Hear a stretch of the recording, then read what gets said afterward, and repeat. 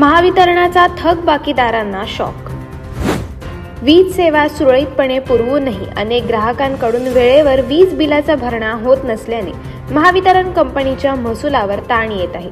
थकीत बिलांची वाढती रक्कम लक्षात घेता महावितरणने कडक कारवाईचा अवलंब करत गेल्या 4 महिन्यात 30,371 ग्राहकांचे वीज कनेक्शन खंडित केले आहेत. रायगड सर्कल अंतर्गत अलिबाग, पनवेल, रोहा आणि गोरेगाव हे 4 विभाग असून त्या अंतर्गत 17 उपविभाग कार्यरत आहेत. या विभागांमार्फत जिल्ह्यातील घरगुती, व्यावसायिक व औद्योगिक ग्राहकांना वीज पुरवठा केला जातो.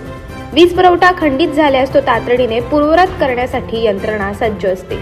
दर महिन्याला वापरानुसार ग्राहकांना बिल वितरित केले जाते. काहींना ऑनलाईन माध्यमातून तर काहींना कागदी स्वरूपात बिल दिले जाते.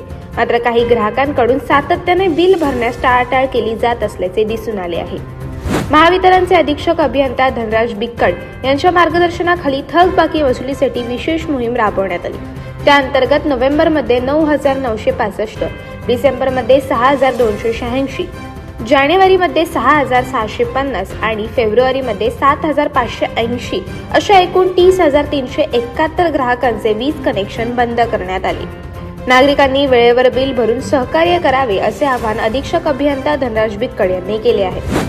जिल्ह्यात वीज पुरवठ्याचे जाळे मोठ्या प्रमाणावर विस्तारलेले असतानाही काही जण अनधिकृतरित्या वीज वापरण्याचा प्रयत्न करत असल्याचे आढळून आले आहे. फेब्रुवारी महिन्यात महावितरणने वीज चोरी विरोधात विशेष मोहीम राबवून 324 प्रकरणे उघडकीस आणली.